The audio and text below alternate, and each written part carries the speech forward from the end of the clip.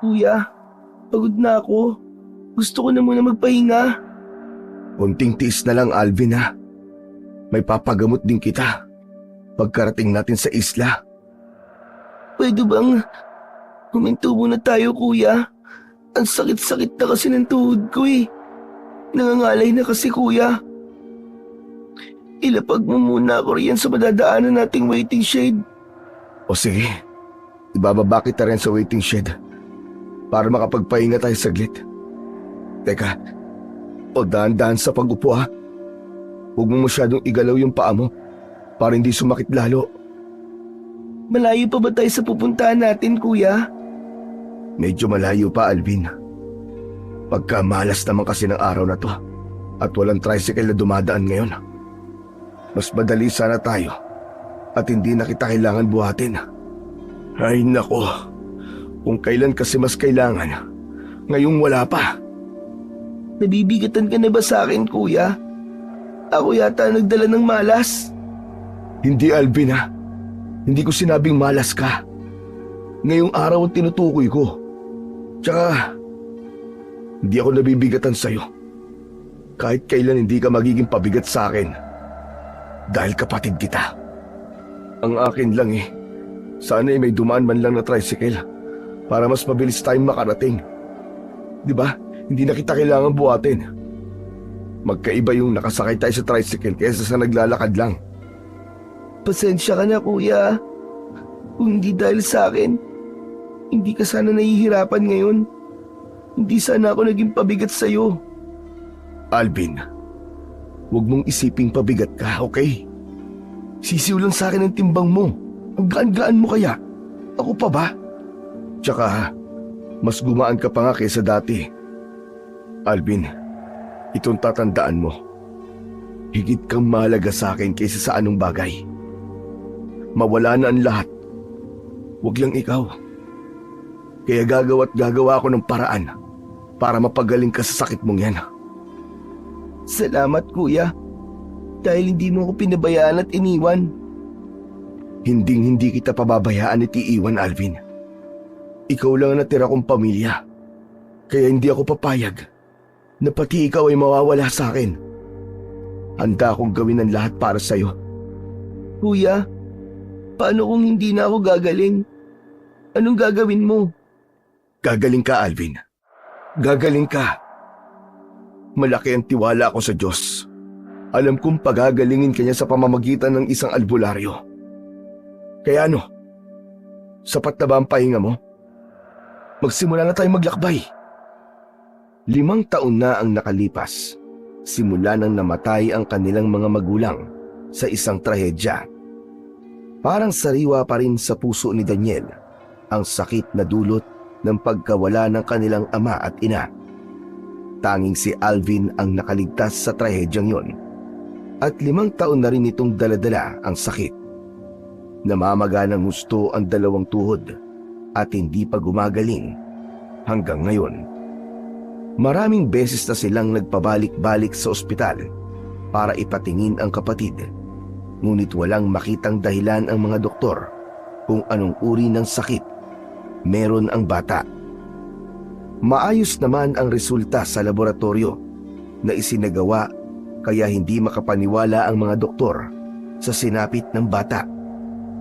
Isa sa mga doktor ang naniniwala sa makalumang tradisyon ang nagsulsul sa kanila na ipatingin sa albularyo si Alvin dahil maaaring hindi ito basta-basta na sakit lamang, kundi kagagawan ng ibang elemento sa kapaligiran. Matapos ang 10 minutong pahinga, ay isasakay na sana ni Daniel sa kanyang likuran si Alvin. Ngunit natigilan siya nang may tricycle na paparating at huminto sa harapan nilang magkapatid. Si Dindo, ang kanyang matalik na kaibigan, simula pagkabata. Uy, tol! Saan kayo pupunta? At kasama mo pa to si Alvin, ha? Punta kami sa Pantalan, tol. Kaso walang tricycle na dumadaan. Kaya binubuhat ko na lang tong kapatid ko. Nako! Swerte yun, napagawi ako rito. Kaya pala parang may nagtutulak sa akin na dumaan dito dahil may nangangailangan pala ng tulong ko. Pero teka, Anong gagawin niyo sa pantalan? Maliligo sa dagat? Ikaw naman talaga, oo. Sa lawak ng dagat malapit dun sa amin, sa pantalan pa talaga kami maliligo? Pambihira ka. Siyempre, sasakay kami dun ng bangka. Aba, bakit naman? Saan ba ang punta nyo? Huwag niyo sabihin, pupunta kayo sa Isla Margarita. Nakuha mo, tol. Kaya, makikisuyo sana ako sa'yo na iatid mo kami ni Alvin sa pantalan. Pwede ba? Oo naman, ikaw pa ba? Pero tol, nandito na rin naman tayo. Pag-usapan na lang natin saglit. Naniniwala ka ba sa albularyo nandun sa isla? Balita ko, baguhan lang daw at hindi kagalingan manggamot. Tsaka ang tamad daw. Ewan ko ba kung bakit nag-aalbularyo yun. Pero ayaw naman seryosohin ang trabaho niya. Ayos lang, tol. Magaling man siya o hindi. Pupunta pa rin ako doon. Kailangan ko pa rin subukan. Magbabaka sakali ako magagamot ng albularyo si Alvin. Alam din naman natin na siya lang ang nag-iisang albularyo dito sa lugar natin. Kaya wala na akong pagpipilian pa, kundi ang pumunta ron sa isla. O sige, tol. At dahil matalik kitang kaibigan, sasamahan ko kayo ni Alvin doon para may kahalili ka sa pagbubuhat sa kanya. Alam kong hindi biro ang mag-isang bubuhat, papunta at pabalik doon. Sigurado ka ba, tol? Baka maabala kita eh. Baka may gagawin ka pa sa inyo, kaya baka hanapin ka ng nanay mo. Naku, hindi no. Nagpaalam ako kay nanay at tatay na maglilibang muna ako ngayon. Kahit ngayong araw lang. Day off ko naman sa trabaho eh. Ah, ganun ba? O tara na, isahin na natin si Alvin. Akmang bubuhatin na magkapatid ang bata nang may babaeng papalapit sa kanila. Mabagal itong naglalakad na tila ba nangangapa kung tama ang kanyang dinadaanan. Habang tinitignan nila ito, napansin nilang may isang binatilyong mabilis na lumapit at hinablot ang kwintas sa leeg ng babae. Naging mabilis ang mga pangyayari, kaya sandaling natulala ang mga binata. Sumigaw ang ali habang dahan-dahang napaupo sa lupa. Hawak nito ang dibdib na parang nahihirapang huminga. Ibinaba na muna nila si Alvin at dinaluhan ang babae. Tulong! Ninakaw ang kwintas ko! Tulungan niyo ako! Tulong! Miss, okay ka lang ba? Parang awa mo na. Kung sino ka man, tulungan mo ko. Kailangan maibalik sa akin ang aking kwintas. Naku tol, bulag yata siya. Pakiusap. Kailangan kong mabawi ang kwintas ko. Miss, ayos lang po ba kayo? Mukhang nahihirapan kayong humingi. Tol, tara tulungan na natin. Pakiusap. Yung kwintas ko. Yun ang lakas ko. Tol, pahiram saglit ang motor mo ah. Maaabutan ko pa yung snatcher na yon. O sige tol, ingat ka. Sumakay si Daniel sa motor. Pinaandar ito at agad pinaharurot.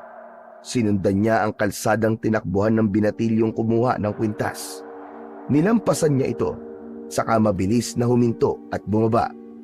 Dali-dali niyang nilapitan ng bata at hinawakan ng kamay nito upang pigilan. Napansin niyang nangihina ito at tila iniinda ang sakit sa kamay kung saan may mga paso. Walang pag-aalinlangan na inablot ni Daniel ang kwintas mula sa kamay ng bata. Nagulat ito at napaatras. Napatanong ang bata kung bakit hindi man lang naaapektuhan o napaso ang kamay niya. Bakit? Ito ba nakapaso sa kamay mo? Bakit mo naman kasi inablot doon sa babae? Alam mo bang masama ang magnakaw? Ang bata-bata mo pa, pero marunong ka na ng ganitong gawain. Huwag na huwag mong kahiligan na magnakaw at baka makulong ka sa mura mong edad. Humingi ng paumanhin ang bata at sinabing na pag-utusan lang daw siya ng hindi kilalang tao kapalit ang 200 piso. Pagkatapos ay umalis ang bata habang iniinda pa rin ang sakit sa napasong palad. Bumalik si Daniel sa kinaroroonan ng kaibigan at nakita niya na sobrang nangihina na ang babae. Mabilis siyang lumapit at isinuot sa babae ang kwintas nito.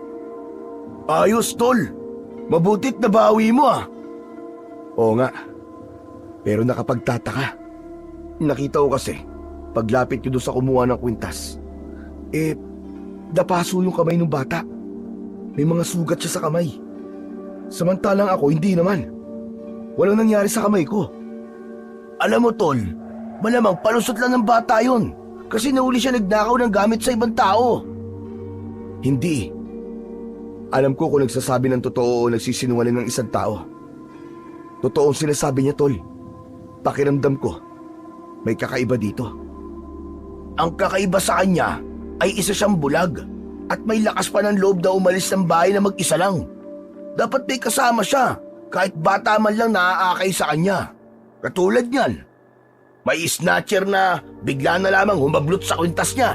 Abay kung wala tayo, malamang wala talagang tutulong sa kanya. Oh, galit ka na yan. Ay, hindi ah.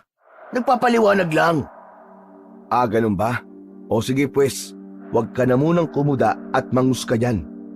Hindi naman natin alam ang rason kung bakit nag-iisa lang siya. O ayun na.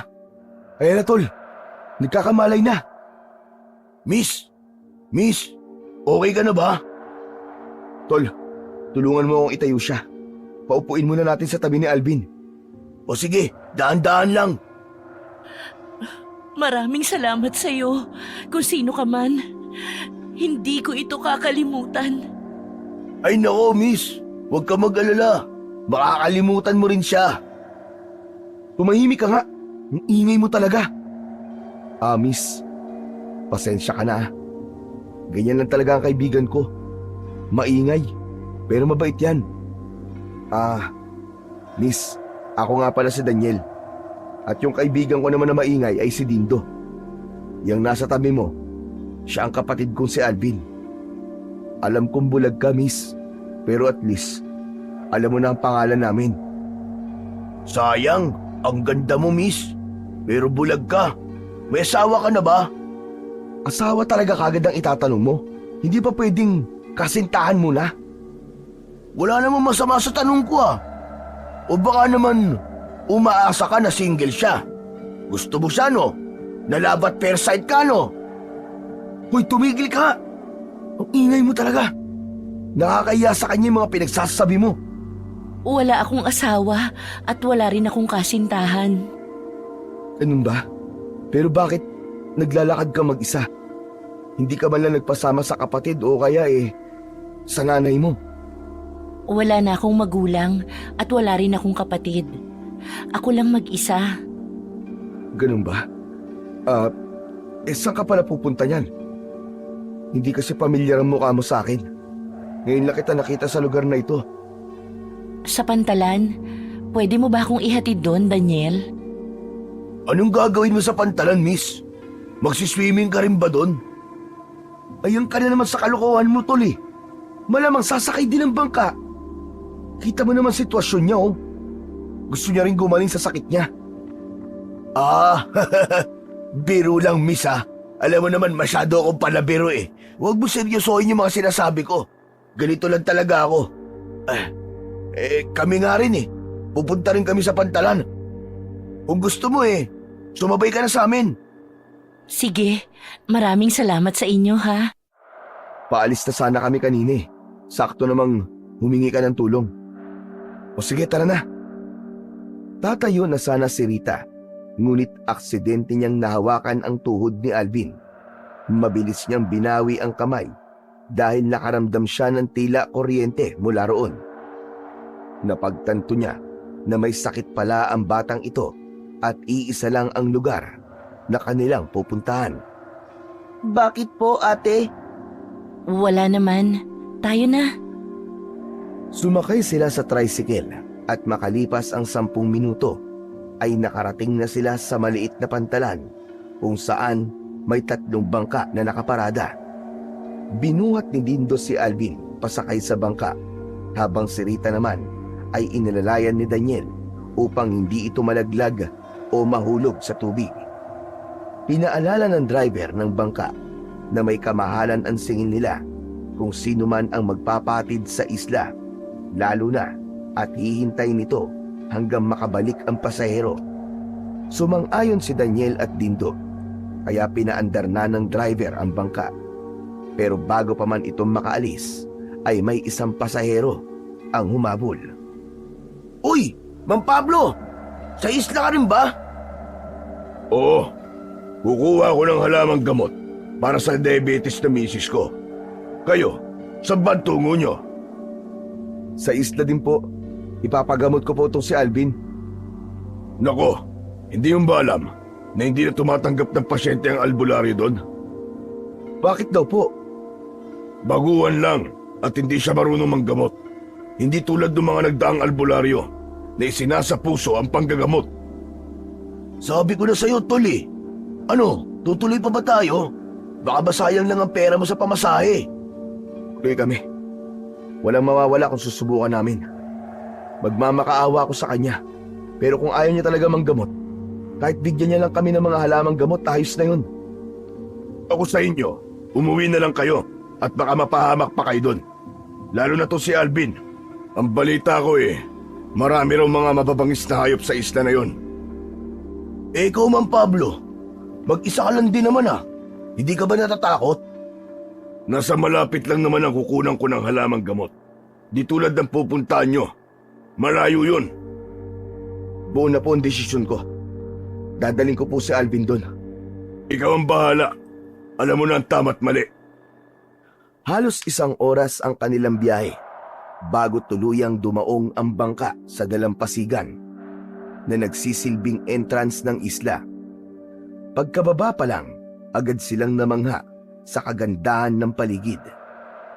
Sa paligid, matatanaw ang maraming puno, mga maliliit at malalaki na nagbibigay ng maaliwalas na tanawin. Ang buhangin ay napakaputi at malinis.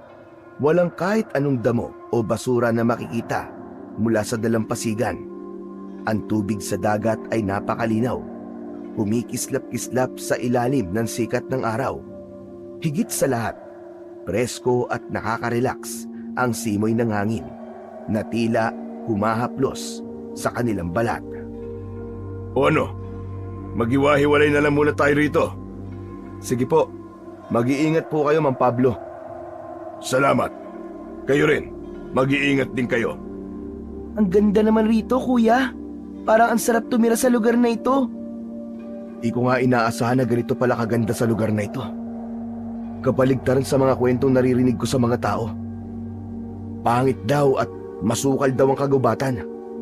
Kahit gaano pa kaganda ang lugar, pangit pa rin. Parang kulungan.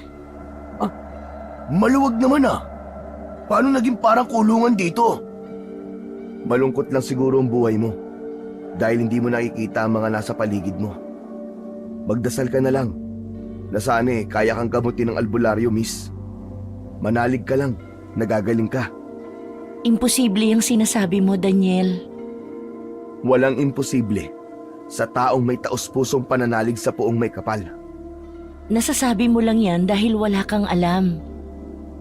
Teka, nalilito na talaga ako sa iyo, miss Hindi ka naniniwala na gagaling ka, pero nagpunta ka pa rin dito. Ano palang pakay mo sa lugar na to, miss? Bakit ikaw? Wala ka rin namang paniniwala sa kakayahan ng manggagamot dito. Bakit ka pumarito? Ano mo nalaman yan? Tsaka, sinamahan ko lang tong dalawa rito. Masama bang magmalasakit sa mga kaibigan? Hindi. Sige, mauna na ako. Muna lang siyang kausapin, tol. Baka may pinagdadaanan siya kaya ganyan siya magsalita. Hindi rin biro ang maging bulag. Kahit ikaw siguro ang lumagay sa kalagayan niya. Hindi ka rin basta-basta magtitiwala sa kung sino. Tama naman ako, di ba? Ito naman parang sa kanya ka pa pumapanig Paalalahanan lang kita na ako ang kaibigan mo at hindi siya. Tignan mo tong taon to. Alam mo ikaw, para kang bata minsan Nagsasabi lang siya ng totoo. Kasi yun naman talaga ang pagkatao mo. Mahilig magduda sa kakayahan ng ibang tao. Paano mo narinig yun? Sobrang layo mo na sa amin May lahi ka bang aso? At ganyang katalas ang pandinig mo? Bastos! Ikaw nga baka may lahing bibe dahil lampa ka. Hoy! Namemersonal ka na ha? Tsaka paano mo nalaman na lampa ako? Eh ngayon lang naman tayo nagkita. Aray! O ayan, sige, daldal pa. Munti ka na tuloy madapa. Pinatunayan mo lang, nalampa ka talaga. Hoy, sa akin ka naman kumampi oh. Kanina pa kita naaalata eh, umayos ka ha. Pero seryoso tol, may kakaiba sa babaeng yan. Napansin mo ba kanina yung nasa baryo tayo? Parang mahina siya sa dahan-dahang naglalakad. Pero nung nandito na tayo sa isla, tignan mo, parang hindi na bulag kung maglakad. Parang hindi na nga kailangan ng tungkod eh. Kalalaking tao pero chismoso. Alam mo bang kaya ko ring ibato sa'yo ang tungkod na ito habang nakatalikod sa inyo? Gusto mo subukan ko? O kita mo na tol, narinig pa rin niya kahit pabulong lang ang pagkakasabi ko. Saka layo niya na oh. Paano nangyari yun? May kakaiba talaga sa kanya. Hindi lang parang, talagang meron. Sobrang weird niya. Narinig ko lahat ang mga sinabi mo, Dondo. Dindo, hindi Dondo, ang bulol mo. Alam mo kung ano ang Dondo sa amin? Yun yung uri ng hayop na may utak pero walang isip. Parang ikaw. Ano? Nakakailang ka na, miss ha? Papatulan na talaga kita kahit bulag ka. Huwag ka na lang kasi magsalita, tol. Lagi ka niya nababari. Bakit kasi hindi mo na lang siya alalayan? Papasok na tayo sa gubat. Baka may kahoy siyang maapakan at madapa siya. Ayoko nga. Ikaw na lang. Kas mo naman yan eh. Mas pipiliin ko pang buhatin tong si Alvin kaysa alalayan niyang weird na yan. Huminto mo na tayo saglit para makalipat sa akin si Alvin. O sige, gusto mo eh. Huminto si Daniel at pinalipat si Alvin kay Dindo. Pagkatapos ay lumapit siya kay Rita at inalalayan ang braso ng babae. Inobserbahan niya ang bawat galaw nito at namangha siya nang humakbang ng malaki ang babae para iwasan ang kahoy na nasa kanilang dadaanan. Napatingin siya ng mabuti sa mukha ni Rita at masasabi niyang bulag talaga ito at hindi nagpapanggap. Pero kanina pa niya napapansin ang mga napansin ni Dindo sa babae. Magkaiba ang galaw nito pagkarating sa isla kumpara doon sa baryo. May dumi ba ako sa mukha at panay ang titig mo sa akin, Daniel? Hindi ah. Pakiramdam mo lang siguro yan. Nakatutok ako sa daan eh. Huwag ka nang magsinungaling. Nararamdaman kong tinitingnan mo ko kanina pa. Paano mo nalaman? Nakikita mo ba? Nararamdaman ko lang. Siya nga pala, miss. Pwede bang malaman ang pangalan mo? Ako si Rita. Dito ako sa isla nakatira. Pero dati akong taga San Sebastian. Taga ron ang mga magulang ko dati, kaso wala na sila. Itong isla ang bago kong tirahan. Dito ka nakatira? Paano? Bulag ka. Habang iniisip ni Daniel ang sagot ni Rita, nakarinig sila ng kakaibang ingay.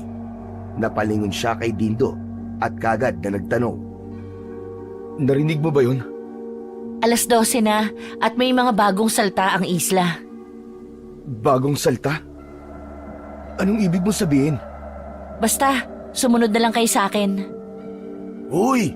Nakakakaba naman dito! Miss, may aswang ba dito? Meron.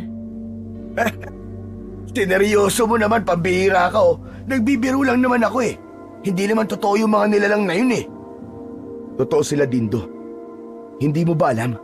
Ang sabi-sabi ng mga taga-baryo natin, yung mga natagpo ang bangkay at nawawalang mga tao ay posibleng aswang ang may kagagawan at hindi mga sindikato. Naalala mo ba yung binalita sa radyo at TV na nahuli ang isa sa mga kidnapper? Kinabukasan, wala na sa kulungan ng taong yun. Sus, nagpapaniwala ka naman at sabihin mo may kapit sa loob ang taong yun kaya sikretong pinakawalan. Hindi tuloy. Tapos, meron din nagsasabi na nakakita sila ng gumagalang nilalang na may malalaking pakpak dun sa atin. Kuya, nauuhaw ako. Saglit lang, Alvin ha. Kukunin ko sa bag ang tubig natin. Saglit silang nagpahinga bago muling nagpatuloy sa paglalakad. Sinundan nila ang daan batay sa direksyon na ibinigay ng mga taong nakarating sa lugar na yon. Ayon sa kanila, sa dulo ng daan, matatagpuan ang bahay ng albularyo. Mahigit 2 kilometro ang kanilang nilakbay bago nila narating ang nag-iisang malaking bahay na may 2 palapag. Ang ibabang bahagi noon ay gawa sa bato, habang ang itaas naman ay yari sa tabla. Kapansin-pansin ang kalumaan ng bahay, ila walang nakatira dito dahil walang halos gamit sa labas, maliban na lamang sa 3 upuan at isang maliit na mesa sa balkonahe. Kapansin-pansin din ang naglalakihang puno ng mga kahoy sa likuran ng bahay, habang nakapalibot sa bahay ang mga puno ng suha. Grabe! Sobrang layo pala dito. Akala ko malapit lang doon sa tabing dagat. Tsaka, mukhang wala namang tao eh. Tignan nyo, nakabukas pa ang pinto tsaka luma na ang bahay. Parang nakakatakot sa loob. Albularyo nakatira dito, tol. Anong aasahan mo? Malay natin, umalis lang para kumuha ng mga lamang gamot para magamit sa panggagamot, di ba? Parang may nakita po ako sa loob. Diyan po sa may pintuan. Malalaman natin yan kung may tao ba talaga. Tao po! Tao po! May tao ba riyan? Tao po! Wala naman eh. Walang sumasagot eh. Malakas na nga ang boses ko eh. Teka, ako naman, susubukan ko. Tao po! Magandang araw po! Yuhu! Tao po! Manahimik nga kayo. Nakakarindi ang boses nyo eh. Walang tao dyan sa loob, kaya walang sasagot. Sabi ko na eh. Wala tayong makapala sa pagpunta dito. Malamang, nagtago na ang albularyo na yun. Maliban sa baguhan siya, tamad pa. Aray ko! Biglang nagreklamo ang binata nang maramdaman na may biglang humampas sa kanyang ulo. Hala, sinong pumalo sa akin? Malay ko sa'yo, ang layo-layo mo kaya sa amin. Ikaw ba, miss? Hindi kita abot. Hindi din. Pero sino? Ang sakit ng palo sa akin ah. Ala, baka minumulto ka na kuya. Wala naman akong nakitang pumalo sa iyo eh. Yung multo pinagsasabi mo? Hindi ako takot sa multo no. Tirik na ang araw kaya walang multo. Takot yun mabilad sa araw eh. Aray! Ano ba? Sino naman ba ang pumalo sa akin? Ang ingay mo kasi, kaya yan, nainis sa'yo yung multo na sinasabi mo. Pambira, ngayon lang ako nakarinig ng multo na takot mabilad sa araw ah. Ang ingay-ingay mo kasi. Naririndi sa'yo ang multo. Magpahinga na lang kaya muna kayo. Paupuin niyo muna si Alvin at nangangalay na yan. Parehong nagtaka si Daniel at Dindo nang humakbang papunta sa balkonahe si Rita. Pinagmasdan nilang maigi ang ginawa ng babae at tila ba kabisado nito ang buong bahay. Muling napansin ni Daniel na para bang hindi bulag kung gumalaw si Rita. Sinundan niya ng tingin ang babae hanggang sa pumasok siya sa bahay. Kita mo na tol, hindi talaga bulag yun eh. Nagpapanggap lang. Parang nga. Pero nakita mo ba yung mata niya? Bulag talaga siya. Eh paano? Bakit ganyan ang kilos niya? Abay malay ko. Mabuti pa, manahimik ka na lang muna. Sige ka, mamaya, kalabitin ka na naman ng multo dyan. Ikaw din. Pagkasabi nun, muli nilang nakita ang dalaga na lumabas na may bitbit na pitsil ng tubig. Hindi nagagamot ang albularya sa araw na ito. Bukas pa. Mabuti pa ay dito na lang kayo magpalipas ng gabi para bukas magamot na yang si Alvin. Teka, bakit alam mo? Eh wala pa naman yung albularyo ah. Siya lang ang makakapagsabi kung magagamot ba agad si Alvin o hindi. Ako ang albularya ang hinahanap ninyo. Yung albularya na kanina mo pa nilalait, Dindo. Ano? Teka, ikaw yung albularyo? Aba, kalokohan! Ako nga! Bakit ganun? Pambira, hindi ko inaasahan to. Akala ko isang matandang babae ang manggagamot na yun. Matanda tapos baguhan? Alam mo, mahina ka talaga mag-isip, ano? May utak ka pa ba o sadyang wala na talaga? Ang sakit mo naman magsalita. Grabe ka naman sa akin. Di ba pwede nagtataka lang? Paanong ikaw ang naging manggagamot dito? Eh, Bulag ka eh. Bihira lamang ang kagaya ko. Isang albularyong babae at mas bata. Pero tama ka, baguhan lang ako sa trabahong ito at tamad. Yun ang dahilan kung bakit wala ng mga tao ang nagpupunta rito para magpagamot. Dahil hindi rin sila naniniwala sa kakayahan ko. At dahil na rin sa kapansanan ko. Pero, bakit hindi mo sinabi kanina na nandun pa lang tayo sa baryo? Dahil nararamdaman ko ang iyong pagiging totoo at paniniwala na kaya kong pagalingin ang kapatid mo. Paano mo nalamang si Alvin na may sakit sa aming tatlo? Wala naman ako sinabi kanina. Aksidente kong nahawakan ng tuhod niya. Alam kong matagal na niyang daladala ang sakit na yan. Pero sinabi mong bukas na siya gagamutin. Bakit hindi ngayon na? Para makauwi na kaagad kami. Malalaman niyo bukas. Sa ngayon, pumasok muna kayo para makakain. Oo nga pala, ginagawa ko ito bilang pagtanaw ng utang na loob sa pagtulong mo sa akin. Salamat, Rita. Pero may isa pa nga pala akong katanungan. Hindi mo kami kilala. Pero handa kang papasukin kami at pakainin. Hindi mo ba naisip na baka masama kaming tao? Kung masama kayong tao, hindi niyo ako tutulungan na mabawi ang kwintas ko kanina. Kaya alam kong mababait kayo. Maingay nga lang yung kasama mo. Daig pambibig ng isang babae. Walang nagawa ang magkaibigan, kundi sundin ang sinabi ni Rita na dun muna sila magpalipas ng gabi. Pagkagat ng dilim, ay automatic na umilaw ang solar light sa loob ng bahay at sabay balkonahe. Hindi ganun kalakas, pero sapat na para makita ang bawat sulok ng bahay. Nasa loob ng bahay si Rita, Daniel at Alvin, habang si Dindo naman ay nagpapahangin sa balkonahe. Pinaalalahanan siya ni Rita na huwag tumambay sa labas, pero nagmamatigas pa rin siya sa kagustuhang magpahangin. Habang nagmumuni-muni, ay napansin niya na may dumaan sa harap ng bahay papunta sa likuran. Napatayo siya at sinilip ang parting likuran. Nakita niyang sumilip din yun sa gawin niya, kaya nagtago siya sa may puno. Maya-maya pa ay sinilip niya ulit yun at nagulat siya nang nasa harap na niya ang itim na tao. Napasigaw siya sa takot at nagmamadaling pumasok sa bahay at umakyat sa ikalawang palapag.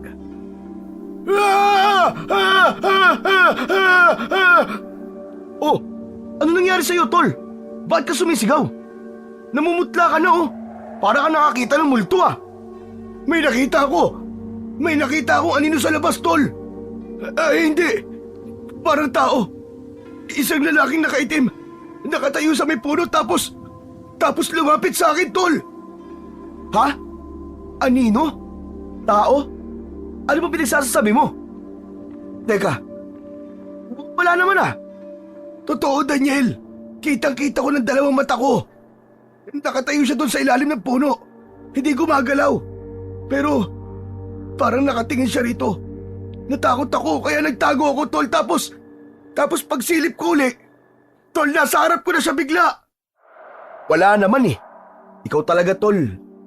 Baka pagod lang yan o kaya inaantok ka. Ano kaya kung matulog ka na? Kung ano-ano na nakikita mo eh.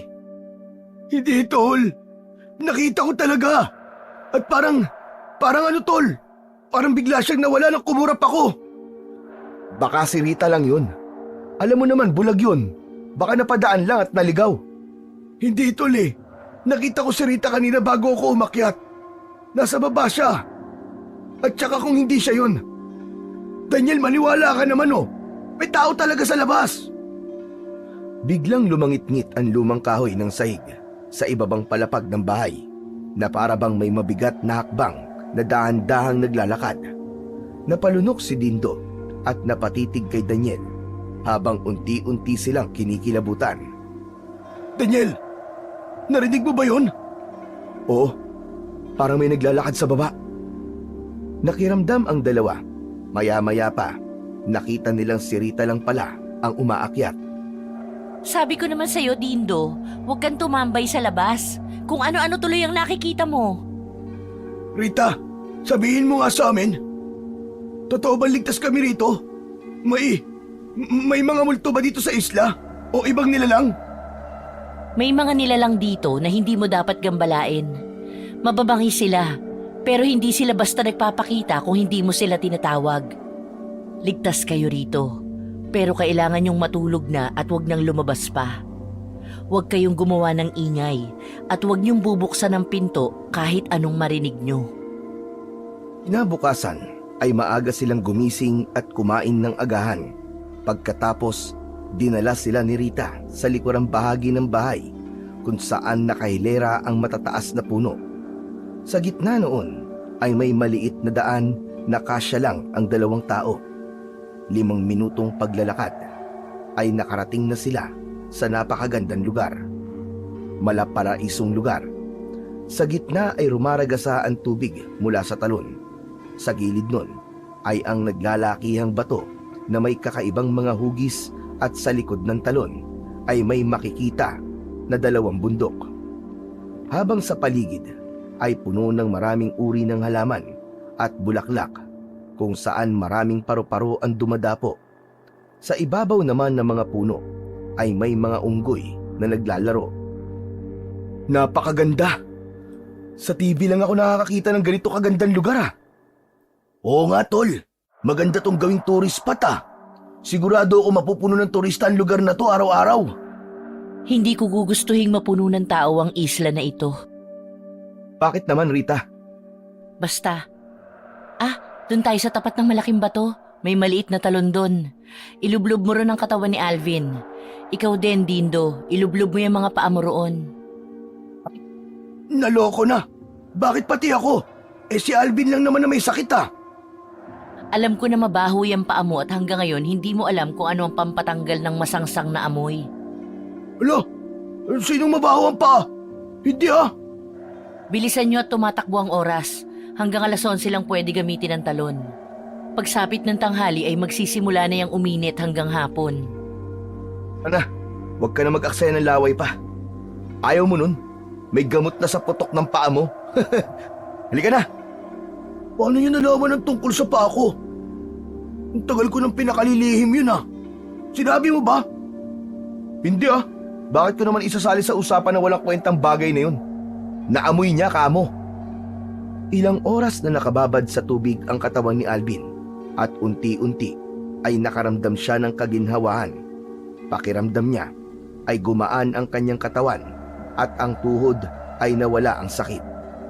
Pinipisil niya ang mga tuhod at natuwa siya dahil tuluyang nawala ang pamamaganon. Dahan-dahan niyang ginalaw ang mga paa hanggang sa tuluyan siyang nakatayo ng mag-isa. Kuya, nakakatayo na ako. Magaling na mga tuhod ko, kuya. Nakakatayo na ako. Oo nga no. Salamat sa Diyos at magaling ka na, Alvin. Halika, umahon ka na. Hala, isang himala. Ibig sabihin, okay na rin itong mga paa ko. Wala nang alipong ha? Malamang, gumaling nga si Alvin na mas komplikado ang sakit kaysa sa'yo eh. Amuin mo kaya yung paa mo. Kuya! Kuya! Alvin, ano nangyayari sa'yo? Rita, bakit nanginginig at natumba ang kapatid ko? Para siyang nakumbulsyon, tol. Bakit bigla na lang siya nagkaganyan? Rita, ano nangyari kay Alvin? Bakit hindi ka magsalita? Sabihin mo sa akin! Panahon na para masauli ang bagay na matagal nang nawalay sa lugar na ito. Anong bagay? At anong kinalaman ng kapatid ko sa bagay na yun? Saglit na nangisay-ngisay si Alvin at tumirik ang mga mata. Maya-maya pa ay may nagliwanag sa kanyang bibig at iniluwa ang puting bato. Isang makintab at maliit na hugis oblong. Nakamarka sa bato ang 3 elemento ng mahalagang bagay sa mundo: apoy, hangin at tubig. Ilang saglit lang ay naging maayos na si Alvin at muling nakatayo. Akin na ang bato. Anong klaseng bato yan? Yan ang tinatawag na mutya ng proteksyon. Yan ang mutya na matagal nang nawalay sa islang ito. Kung isa nga yung mutya ng proteksyon, bakit sakit ang ibinigay niya sa kapatid ko? Bakit hindi na proteksyonan ng mutya na yan si Alvin mula sa sakit? Dahil hindi siya ang itinakdang tagapangalaga ng bato, Daniel. Ang mutya ng proteksyon ay hindi maaaring mapasa kamay ng kahit sino. May tamang taong nakatakdang humawak at gumamit nito. Isa ito sa dahilan kung bakit ako nagpunta sa baryo. Ang kwintas ko ay may kakayahang maramdaman ang presensya ng mutya kapag nasa malapit lamang ito. Ngunit nung magkatabi kami ni Alvin, wala akong naramdamang kahit ano. Siguro ay dahil nasa loob mismo ng katawan niya ang mutya. Ngayon ko lang naunawaan. Kaya pala may kakaibang kuryenteng dumaloy sa katawan ko nang mahawakan ko siya. Pinaparamdam ng mutya na kailangang mailabas ito sa katawan ni Alvin at ako ang dapat gumawa nun. Kailangan ko siyang gamutin. Be, ang haba-haba ng paliwanag mo pero wala akong maintindihan ni isa. Nagkasakit siya hindi dahil masama siyang bata, kundi ang bato mismo ang naghahanap ng paraan upang makabalik dito sa isla. Nakapagtataka nga lang, paano napunta kay Alvin itong bato? 10 taon na simula nung nawala ito eh. 2 taon pa lang nun si Alvin. Nakahiga siya habang naglalaro. Pinaglaruan ko ang batong yan at sa kasamaang palad ay nahulog sa bibig niya. Sinubukan kong ipaluwa sa kanya pero nalunok na niya. Hindi ko sinabi sa magulang namin dahil takot ako mapalo sa katangahan ko na yon. Simula nun, nagkasakit na siya at hindi makalakad. Kaya pala walang makitang sakit ang mga doktor sa kanya. Pero ako ang huling may hawak nito bago ko naiwala nung nakatira pa kami sa San Sebastian. Lihim ko rin niyang kinuha sa bulsa ng pantalon ng lolo ko noon. Paano naman napunta sa iyo ang bato? Nahulog yan ng batang babae doon sa bakuran namin. Kung ganun, ikaw si Margarita? Ang kababata kong kaibigan na hindi na nagpakita? At ikaw si Daniel, ang anak ni Aling Preska at Mang Dionisio? Oo, tama ka, ako nga. Pero Rita, bakit ka nagkaganyan? Hindi ka naman bulag nun, di ba? Ipapaliwanag ko mamaya, Daniel. Sa ngayon ay bumalik na tayo sa bahay. Bilisan nyo! Bakit mamaya pa? Sabihin mo na ngayon. Nagpapasuspense ka pa eh. Nariyan na ang mga aswang. Naaamoy nila ang mutya, kaya bilisan yung tumakbo. Teka Rita, baka madapa ka. Alvin, humawa ka sa kamay ko, dali. Huwag mo akong alalahanin. Kaya ko ang aking sarili. Uy, sandali lang. Ano bang aswang? Magtatanghali pa lang ah. Walang aswang sa umaga. Ano ba naman kayo? Napalingon si Dindo sa bahaging bundok nang makarinig ng ingay mula roon. Nanlaki ang mga mata niya nang makita ang nagliliparan na parang malalaking ibon papunta sa kanila.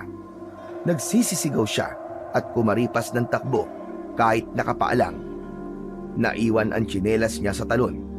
Kagad kinandado ang pinto at mga bintana pagkarating sa bahay. Hinihingal sila at halos hindi na makahinga dahil sa magkahalong takot at kaba. Ayos ka lang? Ang bilis mo tumakbo ah. Parang hindi ka naman bulag.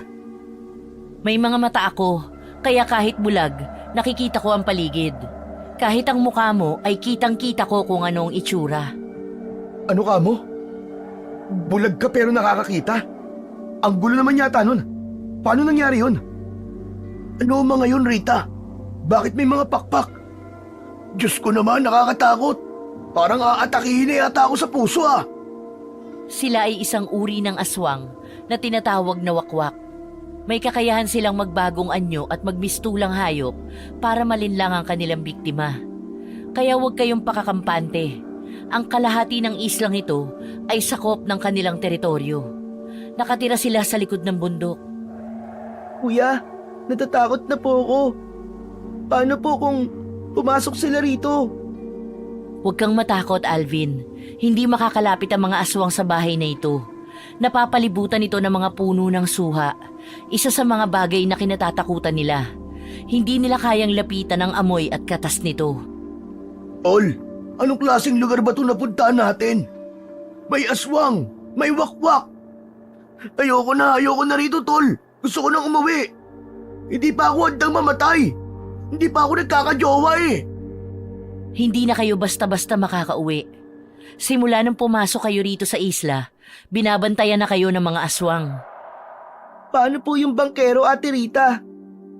Hindi yun magagalaw ng aswang dahil takot sila sa tubig dagat. Sa kakahapon pa yun umuwi, lalo na at dito kayo nagpalipas ng gabi. Yun naman pala eh. Bakit dito pa kayo nagtayo ng bahay?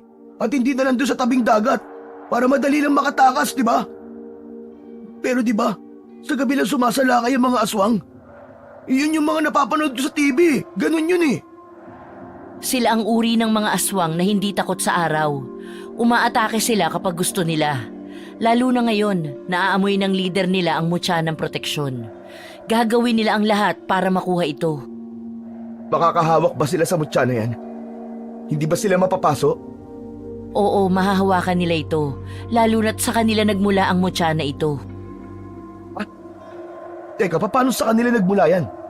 Hindi ba yan galing sa mga ninuno niyong mga albularyo? Hindi.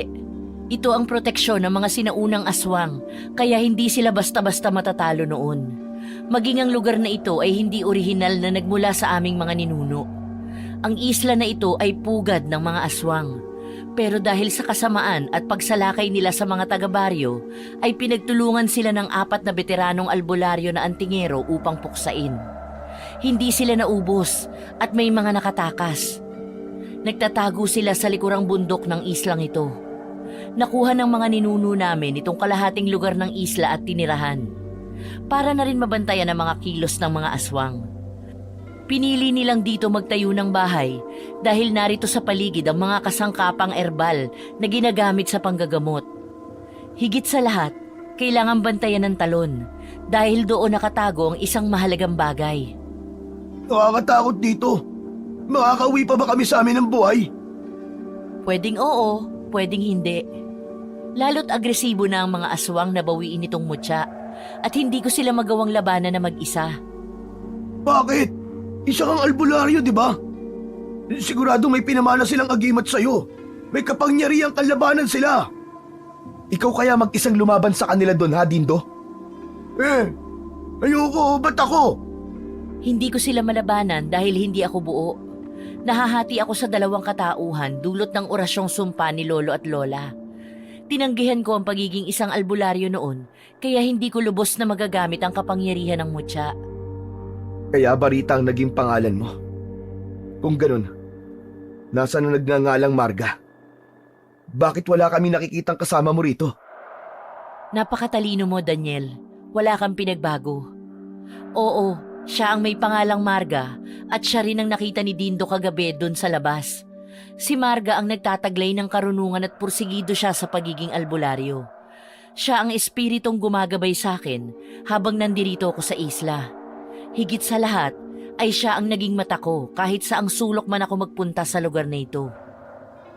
Kaya pala bigla ka nalang umastang nakakakita pagdating dito sa isla. Oo. Mamayang gabi, ipakikilala ko sa inyo si Marga. Pagsapit ng gabi, ay tinawag ni Rita si Marga at lumapit ang isang aninong babae. Kagad na himatay si Dindo nang makita ito. Isang anyong babae, ngunit purong itim ang katawan nito. Nagmimistula lamang siyang hangin sa araw at makikita naman ang anyo bilang isang tao sa gabi. Si Margarita ay lumaki sa bayan ng San Sebastian. Lumaki siya sa piling ng lolo't lola, ang mga magulang ng kanyang ina.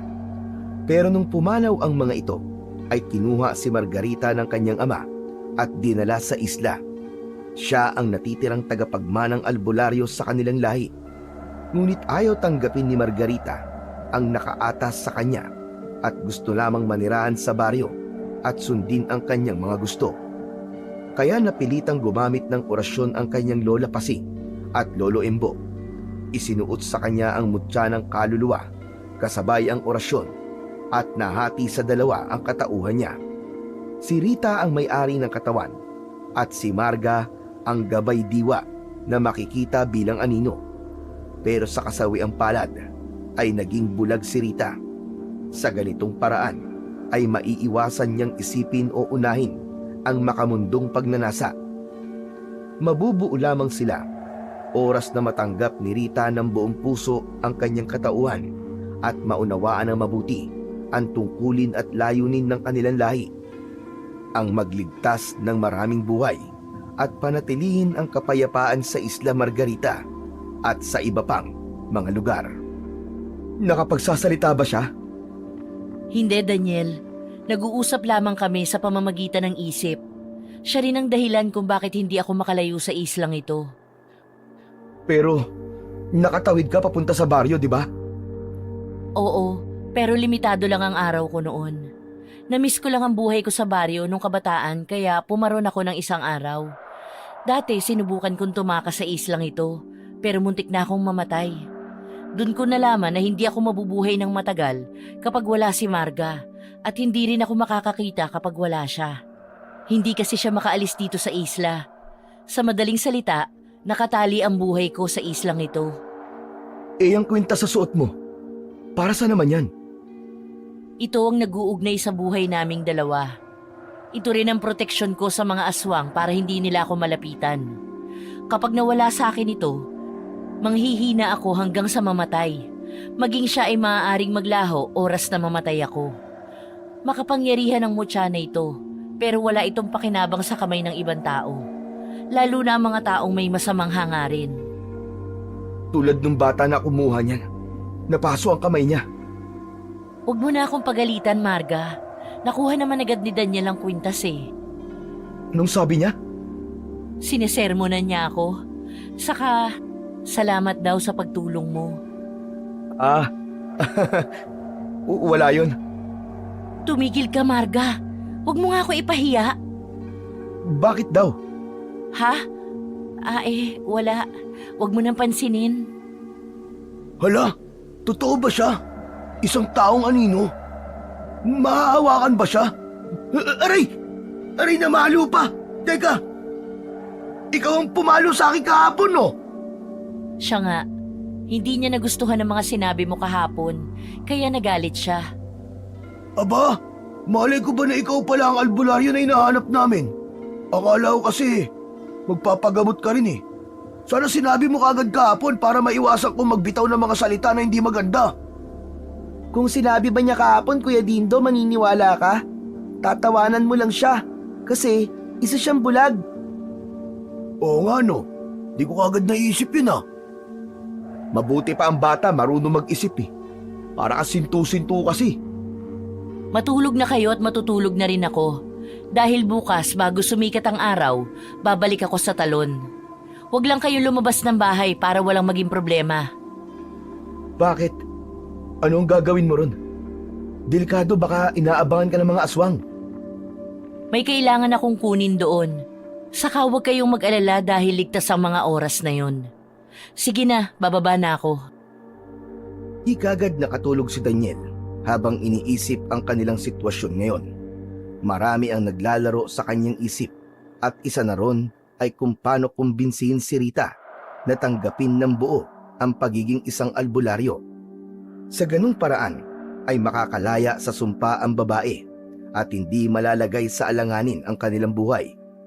3 oras lang ang itinulog ni Daniel at pagsapit ng 5:00 ng madaling araw ay bumaba na siya sa silong. Saktong bumukas naman ang pinto sa kwarto ni Rita. Nagtaka ang babae nang makita siya. Daniel? Anong ginagawa mo rito? Gusto kitang samahan sa talon, Rita. Hindi ako mapalagay na pabayaan ka mag-isa na pumunta ron. Pero baka mapahama ka kung magkataon na may panganib, Daniel. Walang pinagkaiba sa panganib na naghihintay sa amin kapag ikaw naman ang napahamak doon. Kaya payagan mo na akong sumama sa'yo. Sige na, Rita. Bulag ako sa paningin mo, Daniel.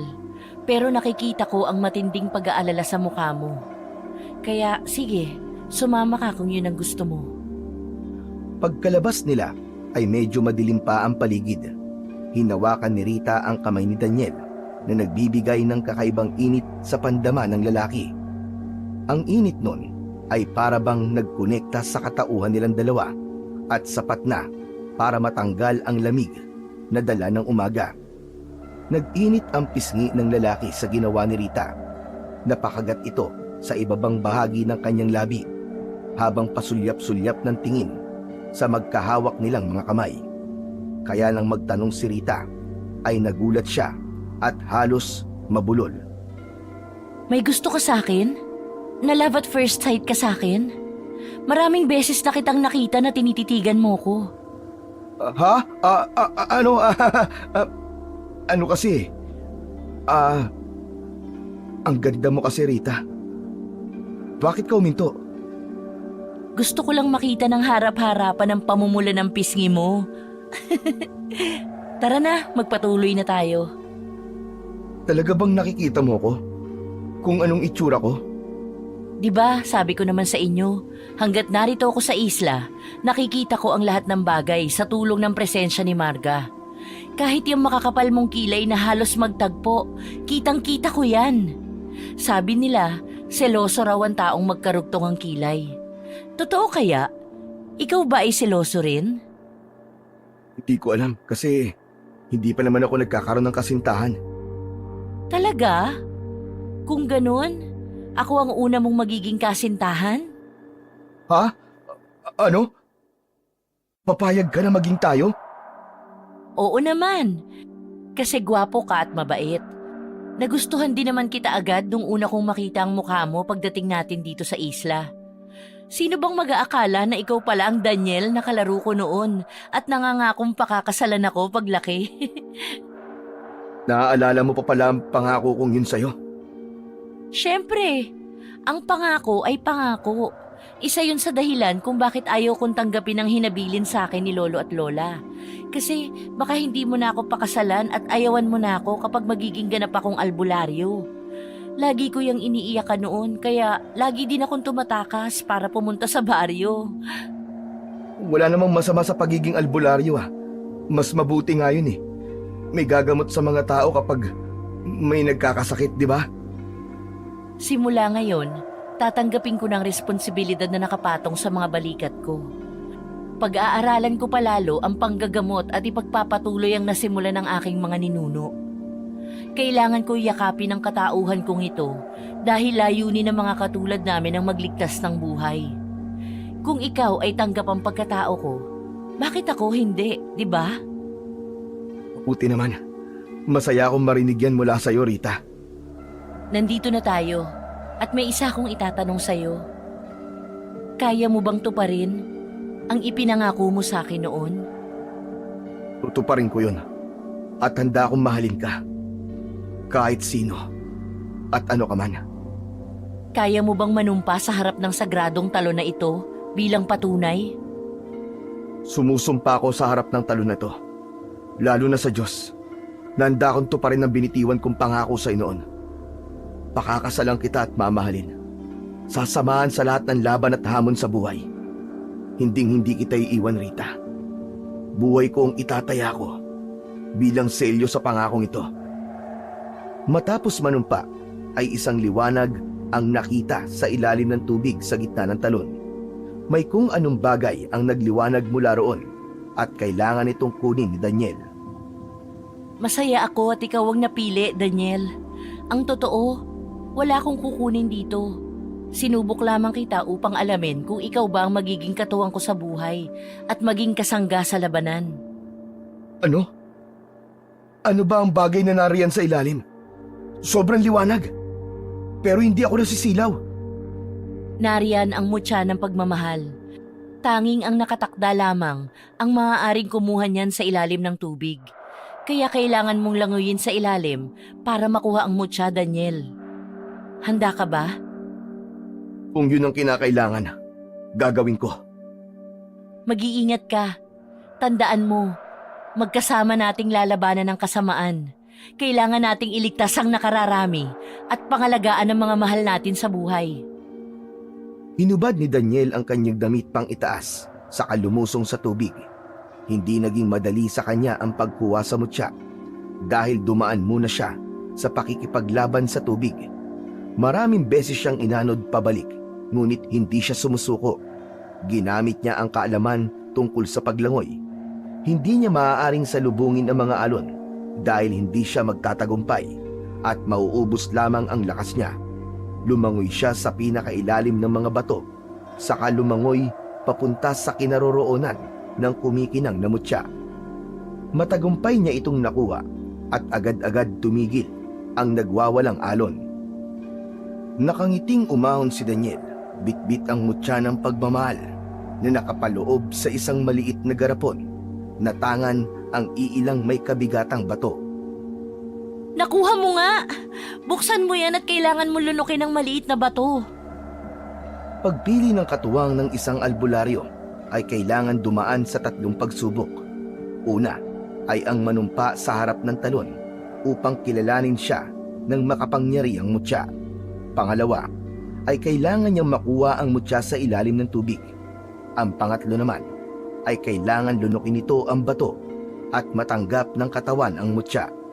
Dahil kung hindi matatanggap ng katawan ang mutya, mag-iinit ang kaugatan ng tao hanggang sa magputukan ang mga ugat at mamatay.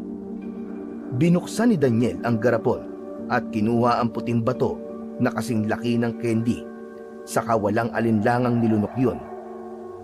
Naramdaman niya ang magkahalong init at lamig na dumaloy sa kanyang buong katawan, isang enerhiya na nagbibigay sa kanya ng liksi, matalas na paningin, pang-amoy at pandinig. Gumaan din ang kanyang pakiramdam na parabang kaya niyang talunin ang puno upang makakuha ng dahon sa tuktok. Totoo ba ito, Rita? O guni-guni ko lang? Totoo yan. Kaya isuot mo na tong damit mo dahil ako ang nalalamigan sa forma mo. Pero tandaan mo, wala ka nang kawala sa akin. Ang sumpang binigkas mo sa harap ng talon ay katumbas ng pakikiisang dibdib mo sa akin. Niyakap ni Daniel ang bewang ni Rita at inilapit sa kanyang katawan. Napakapit naman ang dalaga sa kanyang mga braso. Ganun. Pwede na ba kitang halikan? Isang mabilis na halik ang iginawad ni Rita sa mga labi ni Daniel. Ang bilis ng pangyayari. 2 araw lang naging tayo na. Gusto na kita noon pa man, Rita. Kaya hindi ako naghanap ng ibang babae na maliligawan. Sabi mo sa akin, babalik ka kaya hindi ako nawalan ng pag-asa. Alam ko magkikita pa tayo balang araw. At ito na nga ang hinihintay ko. Tol! Langya naman oo. Naglalabi-dabi pala kayo dito eh. Kaya hindi kagad kayo bumalik. Bakit, Tol? Si Alvin nasan? Bakit may iniwan mag-isa? Ako naiwang mag-isa. Lumabas si Alvin dahil narinig namin ang boses mo na tinatawag siya. Akala namin ikaw yun eh, kaya lumabas siya. Pero nung nahawakan si Alvin ng taong tumatawag sa kanya, nagbago bigla ang itsura niya, pare. Naging si Mang Pablo siya. At matapos niya magsalita, ay naging isang halimaw na siya. May malaking pakpak, pare, na para bang malaking ibon. Kagaya nung nakita natin kahapon. Pero naiiba siya, tol. Dahil magkahalong pula, itim at dilaw ang kulay niya. Sinasabi ko na nga ba't may kakaiba sa lalaking kasama natin kahapon sa bangka. Sigurado may kinalaman sa kanya yung bata na kumuha ng kwintas ko. Pero bakit hindi ko naramdaman ng babala mula kay Marga? Dapat nagpaparamdam siya sa mga nangyayari sa paligid. Daniel? Bakit mo ako tinitingnan? Nakikita ko siya sa katawan mo, Rita. Hindi na siya nagpaparamdam dahil buo na kayong dalawa. Ikaw na ulit si Margarita. Kaya pala biglang bumigat ang pakiramdam ko kanina. Pero kalaunan ay gumaan din. Magandang balita yan. Pero pwede bang kumilos na tayo at iligtas na natin ang kapatid mo? Sabi kasi naman Pablo, kung gusto natin iligtas si Alvin, magtungo daw tayo sa kabilang bukid kasama ka. Kasama ka, Rita. At alam mo raw ang hihingin niyang kapalit. Ngayon natin masusubukan ang kapangyarihan ng mag-asawang albularyo. Kailangan muna natin bumalik sa bahay. May kukunin tayo. Umalik sila sa bahay at kinuha ang nakatago na 2 pares ng espada. Ito ang gagamitin ni Daniel at Rita upang labanan ang mga aswang. Binigay naman kay Dindo ang tungkod na ginagamit ni Rita. Hindi ito isang ordinaryong tungkod dahil may basbas ito mula sa mga veteranong antingero at albularyo. Kaya nitong patumbahin ang masasamang nilalang sa pamamagitan ng kuryente mula roon kapag ihahampas ito sa kanila. Kinuha naman ni Rita ang mutya ng proteksyon at hinubad ang mutya ng kaluluwa. Pinagdikit niya yon at isang nakakasilaw na liwanag ang lumabas roon. Nang mawala ang liwanag, ay naging isa ang 2 bato. Sinuot itong muli ni Rita at ito ang kanyang magiging agimat. Naglakbay sila papunta sa kabilang bundok kung saan naroon ang bukid na nagsisilbing kuta ng mga aswang. Masukal at halos walang madaanan papunta sa bundok. Sa kanilang paglalakbay ay nakasagupa nila ang iba't ibang klase ng mga hayop. Mga aswang na nagbabalat kayo bilang hayop sa kagubatan. Ano ba naman to, tol? Wala man lang kadaan-daan. Saan ba sila dumadaan kapag umaalis? Ang tanga naman ng tanong mo, tol. May pakpak sila. Malamang lumilipad lang. Di nila kailangan maglakad. Sa layo ba naman ang lugar na to? Tsaka mga aswang sila, tol. Malalakas sila. Mag-iingat kayo. Hindi lahat ng nakikita natin ay totoo. Marami sa kanila ang nagtatago sa anyo ng isang hayop. Kung makasagupa kayo ng wakwak, puntiryahin nyo ang kanilang mga mata o ngipin. Dahil yun ang kahinaan nila, maliban sa pagputol ng ulo at pagsaksak sa puso. Uy, tignan nyo oh! May mga kuneho! Ang cute! Dindo, huwag mong lapitan ng mga yan. Bumalik ka rito! Kukuha lang ako ng isa saglit. Dindo, sa kanan mo! Hindi napansin ni Dindo ang biglaang pagsugod ng dambuhalang baboy damo. Binangga siya nito at tumilapon sa hindi kalayuan. Mabilis naman na kumilos si Daniel at parang hangin ang bilis. Tinalunan niya ang baboy ramo at sinaksak sa likuran. Humihiyaw ito ng dahil sa sakit hanggang namatay at bumalik ang totoong anyo nito sa pagiging isang wakwak. Aray ko! Aray! Ang sakit ng balakang ko! Siraulong baboy damo yun ah! Kasasabi ko lang, Dindo. Makinig ka naman para hindi ka mapahamak. Alam nila na paparating tayo kaya lahat ng panganib ay nakaabang na sa atin. Pasensya na, Rita. Hindi na mauulit. Kaya nilang kontrolin ang mga uri ng hayop.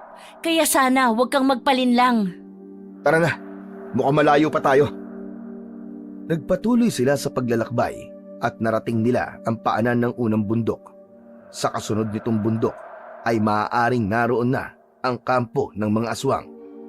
Naalerto silang tatlo nang may malalaking ibon na nagliliparan sa impapawid. Ito ay isang grupo ng mga wakwak na nag-aabang sa kanilang pagdating. Kagad nagtago sa likod ng puno si Dindo sa pag-aakalang susugod ang mga aswang. Pero dumaan lang ang mga ito at bumalik sa pinanggalingan. Sa kanyang pagtatago ay nakakita siya ng maliit na baboy ramo na kumakain ng dahon. Sa sobrang inis niya sa baboy ramong dumambas sa kanya kanina, ay hinataw niya kagad ito ng tungkod sa may bandang puwet ng baboy ramo. Sumigaw ito sa sakit at kumaripas ng takbo. Napailing na lamang si Rita at Daniel sa ginawa ni Dindo. Kala mo ha? Nakaganti rin ako. Langya, kawawang biik, nakakita ng sintu-sintong kalaban. Normal na baboy ramo lang yun. Pero mas mabuti na kaysa maunahan. Bakit ba? Gumanti lang naman ako eh. Kala nila ah. Masakit pa rin ang balakang ko hanggang ngayon ah. Magdidilim na nang makarating sila sa pangalawang bundok. Nararamdaman na ni Rita ang puwersa ng kadiliman na bumabalot sa lugar na yon at naaamoy na ni Daniel ang masangsang na mga baho nito na nagtatago sa mga talahiban. Maya-maya pa ay isa-isang naglabasan ang mga aswang at pinalibutan silang tatlo. Mahigit 20 ang nakapalibot sa kanila at halos naglalaway na ang mga ito. Sabik na sabik, nakainin sila. Tol! Walang iya! Ang dami nila! Kaya ba natin to? Hindi to panahon para maging duwag, tol. Dahil higit pa rin ang kakaharapin natin mamaya. Kaya gawin mo ang lahat para iligtas ang sarili mo. Lumaban tayo hanggat may hininga. Magtiwala ka lang sa amin ni Margarita. Tandaan nyo ang mga itinuro ko sa inyo. Lalo ka na, Dindo. Magtiwala ka sa tungkod. Higit sa lahat, magtiwala ka sa sarili mo. Unang sumugod ang dalawang aswang, kaya sinalubong ito ng atake ni Daniel. Gamit ang dalawang espada, ay napatumba niya ang dalawang aswang sa kasumugod sa iba. Nilabas naman ni Margarita ang latigo na gawa sa metal. Manipis at maliit lamang ito, ngunit malalapnos ang balat kapag ito ay tumama sa kalaban. Umusal ng maikling orasyon si Margarita bago nilatigo ang sumugod na aswang. Natumba ito at hindi na nakabangon. Isinunod niya naman ang isa pang nagtangkang sumugod sa likuran ni Daniel. Habang si Dindo naman tumatakbo at iniiwasan ang bawat pagtatangkang sumugod ng aswang sa kanya. Naalala niyang may kapangyarihan pala ang hawak niyang tungkod, kaya ipinalo niya ito sa aswang at nangisa ito sa kuryente mula sa bagay na yon. Nagkaroon siya ng tapang at lakas ng loob upang harapin ang marami pang mga aswang. Gabi na, nang mapatumba nila ang lahat ng aswang, saka nagpatuloy para hanapin si Alvin at ang lider ng mga aswang. Nakarating sila sa harap ng kuweba at sa gilid nun ay merong tila isang piging kung saan maraming lamesa na gawa sa kawayan, ngunit ni isa ay walang naroon. Maraming pagkain ang nakahain at halos lahat yun ay karne ng tao. May isang buong tao na ginawang lechon ang nakapatong sa isang lamesa.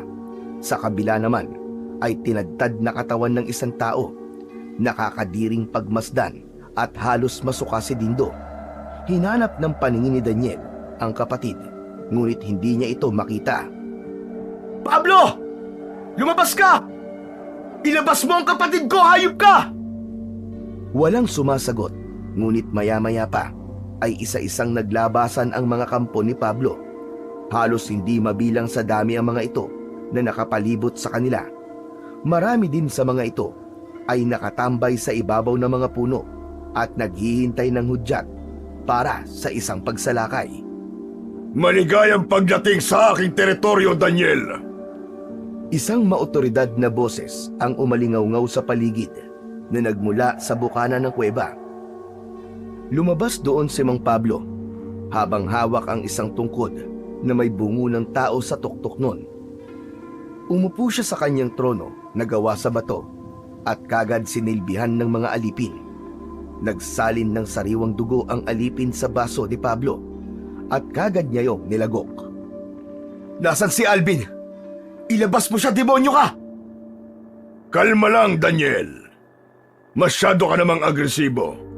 Tandaan mo, nasa poder kita, kaya magdahan-dahan ka lang. Hindi ako natatakot sa'yo, Pablo. Alam ko na hindi ka takot.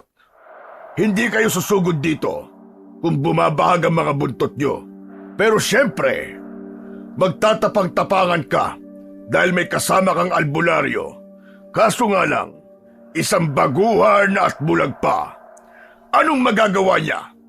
Huhulaan niya kung kailan ko kayo kakatayin?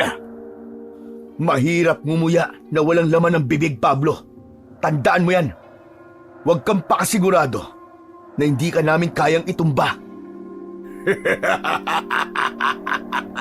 Nagpapatawa ka talaga, Daniel. Kung baril sana yung dala nyo, siguro ay matatakot ako. Pero anong magagawa ng tungkod na hawak niyang kasama mo? Pati ang espada mong yan, ipanghihiwa mo ba yan ng karne? Mas mabuti pa siguro ay sabayan mo kami sa aming pagdiriwang. Dahil ngayong gabi, maibabalik na sa amin ang makapangyarihang bato na hawak ng bulag na yan. Paano mo nasasabing ibibigay ko sa iyo ang mutya ng proteksyon? Ilabas mo na si Alvin, Pablo. Tama na, satsat mo! Daniel, Daniel, Daniel. Alam mo na ang magiging kapalit sa kapatid mo. Batid ko kung gaano mo kamahal si Alvin. Mahalaga siya higit kanino man at sa anumang bagay. Kaya't kunin mo sa babaeng yan ang bato at ibigay sa akin kapalit sa buhay ng kapatid mo. Ibibigay ko sa iyo ng buong buo si Alvin at hahayaan kong makauwi kayo sa inyo ng buhay. Paano kung hindi ko susundin ang gusto mo? Alam mo na ang mangyayari kapag sinuway mo ako, Daniel. Binigyan na kita ng pagkakataon para mabuhay. Binalaan na kita noong nakaraan na huwag na kayo magpatuloy dito at manatili na lamang sa baryo. Pero ngayon, nilagay mo sa alanganin ang buhay niyo magkapatid at magkaibigan. Pero sige, bibigyan ko ulit kayo ng pagkakataon. Basta sundin niyo ang kondisyon ko. Tol, niloloko ka lang niya. Huwag ka magpadala, huwag ka maniwala sa demonyong yan! Dindo, alam kong mahal na mahal mo ang iyong ama, hindi ba? Gusto mo pa ba siyang makita? Anong ibig mo sabihin? Hawak ko ang ama mo. Sinundan ka niya rito sa isla. Pero maswerte ako at una kami nagkita. Isinama ko na siya bilang pabor sa'yo. Anong ginawa mo kay tatay? Nasaan siya? Ilabas sa mga bihag! Kuya! Kuya, tulungan mo kami, kuya! Kuya, tulungan mo kami! Alvin! Pablo! Pakawalan mo sila! Tayo magtuos! Bakit parang atat na atat kang tapusin ang buhay mo, Daniel? Naiinip ka na ba? Tol! Paano si tatay at Alvin? Kailangan natin silang iligtas! Alam ko, kaya humanda ka. Daniel, sundin mo na ang gusto niya. Kunin mo ang kwintas. Pero hingin mo silang dalawa bilang kapalit at kailangan siya mismo ang kukuha. Dindo, humanda ka at sasagipin natin sila. Kailangan mo lang tamaan si Pablo sa tungkod na yan. Ito na, Pablo. Ibibigay ko to. Kapalit sa 2 buhay na hawak mo.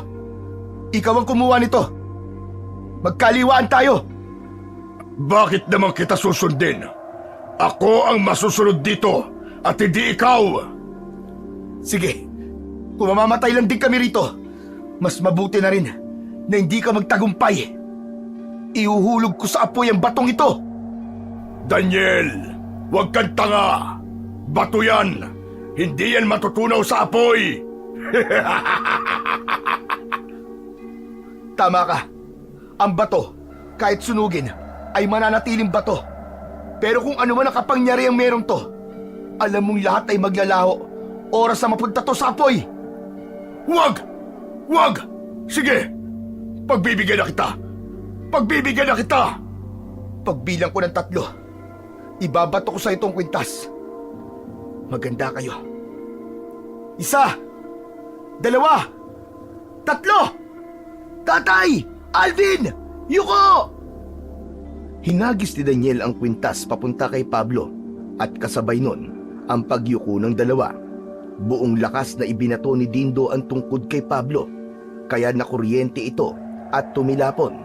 Kaya naman tumakbo si Alvin at ang ama ni Dindo papunta sa kanila. Sa mabilis na pagkilos ni Daniel ay nabawi niya ang kwintas at ang tungkod. Ibinalik niya sa leeg ni Rita ang kwintas, saka humarap kay Pablo na ngayon ay nanlilisik na ang mga mata. Astuso ka, Daniel.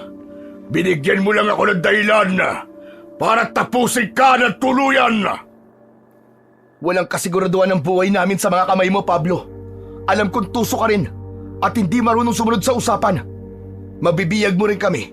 Oras na makuha mo ang bato. Kaya ipagbabakasakali na lang namin ang mga buhay namin upang labanan ka. Lalaban kami hanggang kamatayan. Tapusin sila! Alvin, pumagit na kayo! Huwag na huwag kayong lumayo sa amin! Sabay-sabay na sumugod ang mga aswang at isa-isa ring bumagsak sa lupa matapos tamaan ng espada ni Daniel.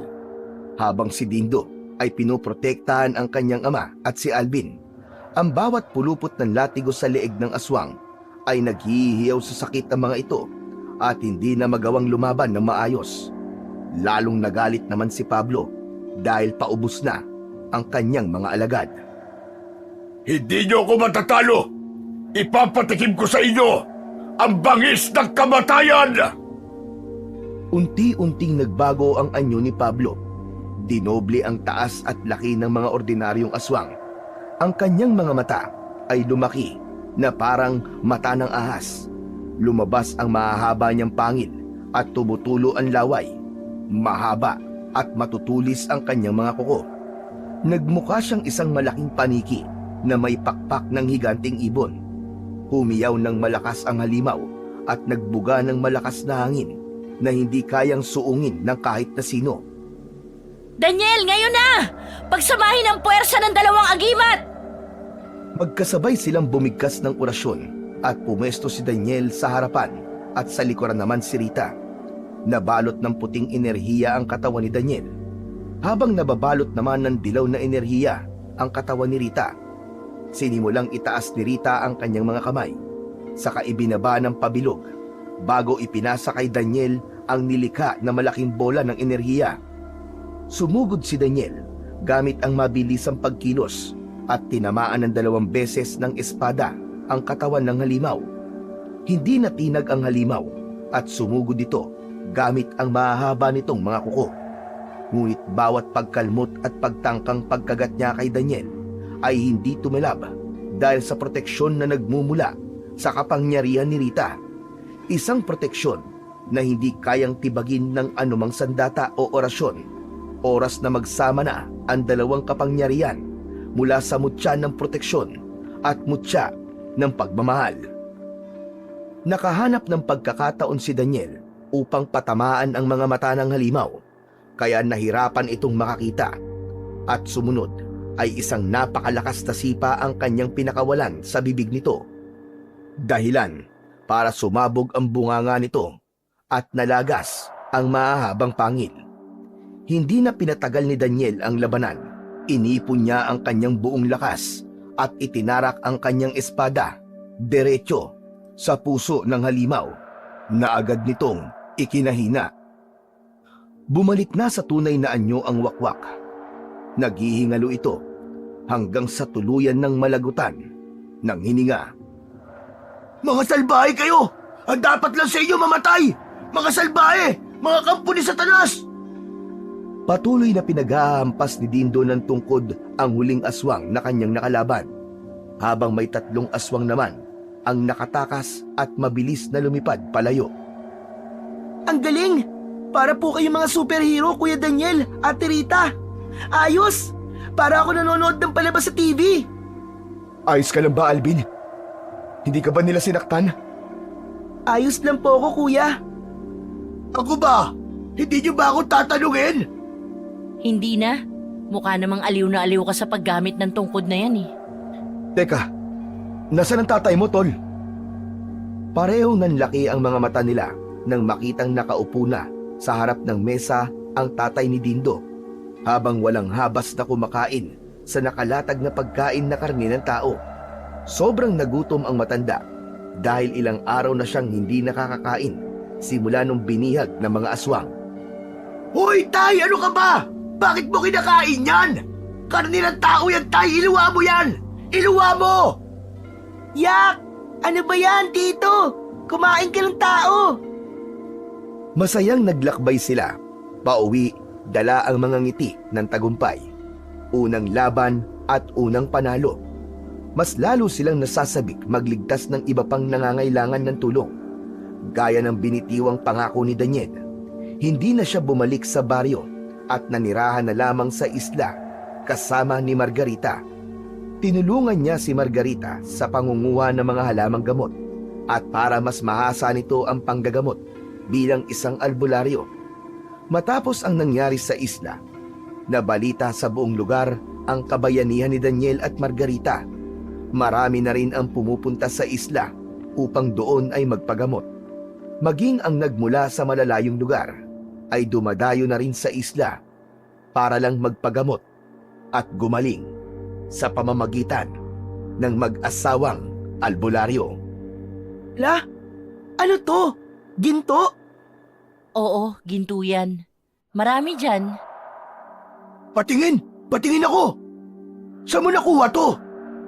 Dito, sa ilalim ng tubig. Tara, sumisid pa tayo! Siguradong yayaman tayo at makakabili ng sasakyan para service dito. Ang layo kasi ng lakarin eh. Oo nga, mahal. Bakit hindi natin naisip yun? Kasi, kontento na tayo kung anong meron sa atin ngayon. Hindi tayo nangarap ng masigit pa. May makain lang tayo at matulugan, sapat na. Higit sa lahat ay nagmamahalan. Anak na lang ang kulang sa atin eh. Ganun ba? Tara sa bahay. Hayaan natin sumisid yung dalawa dyan. Gusto ko rin sumisid eh, sa nag-iisang perlas ng Isla Margarita. Ikaw ha? Ang pilyo mo. Tara na nga. Yun! Ayos! Diyan muna kayo ha! Matapos ang lahat ng pinagdaanan nila sa isla, Napagdesisyonan nina Daniel at Margarita na bumalik sa baryo upang ipagpatuloy ang kanilang buhay doon. Sa pagbabalik nila, mainit silang tinanggap ng mga taga-baryo, lalo na at alam ng mga ito ang kumalat na balita tungkol sa kanilang pakikipaglaban sa misteryosong isla.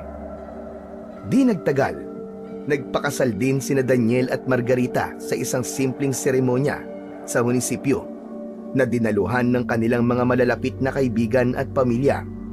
Sa harap ng batas at ng kanilang mga mahal sa buhay, sila ay nanumpa ng walang iwanan, magkasama sa hirap at ginhawa hanggang sa huling hininga. Kuya, pagod na ako.